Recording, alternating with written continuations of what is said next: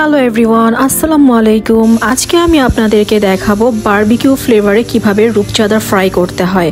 রূপচাঁদা মাছটা যেহেতু সামুদ্রিক মাছ, আর সামুদ্রিক মাছ সাধারণত একটু নরম প্রকৃতির হয়ে থাকে, তাই মাছগুলোকে আস্ত রেখে কিভাবে বারবিকিউ ফ্রাই করতে হয় সেটাই আমি আপনাদেরকে দেখাবো। চলুন শুরু করা যাক। আমি এখানে 1 কেজির মতন রূপচাঁদা মাছ নিয়েছি।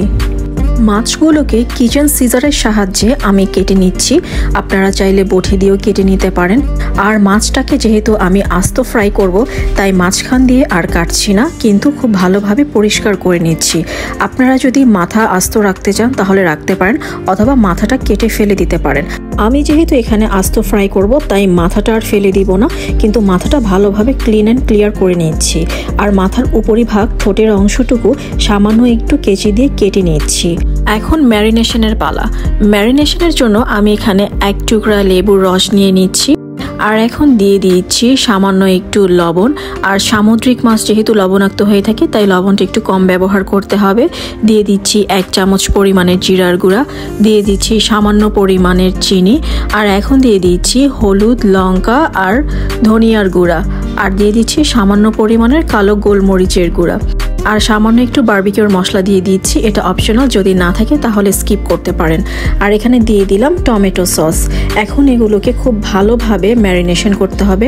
প্রতিটা মাছের গায়ে মশলাগুলো খুব ভালোভাবে মাখিয়ে মাছটাকে রেস্টে রেখে দেব আমি 20 থেকে 25 মিনিটের মতন।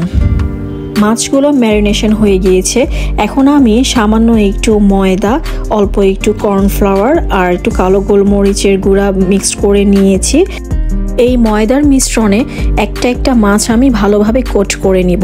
খুব ভালোভাবে মাছগুলোকে কোট করে নিতে হবে, কারণ যেহেতু রূপচাঁদা মাছ নরম প্রকৃতির হয়ে থাকে, এটা তেলে দিলেই ভেঙে যাওয়ার সম্ভাবনা থাকে। আমি মাছগুলোকে শুকনা ময়দায় কোট করে নিয়েছি।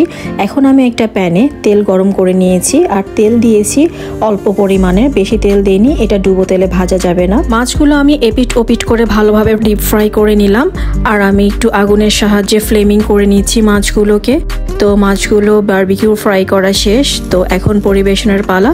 আপনারা এভাবেই বাসায় ট্রাই করে দেখতে পারেন। একটা মাছও ভাঙবে না, সবগুলো মাছই আস্ত থাকবে। Thank you.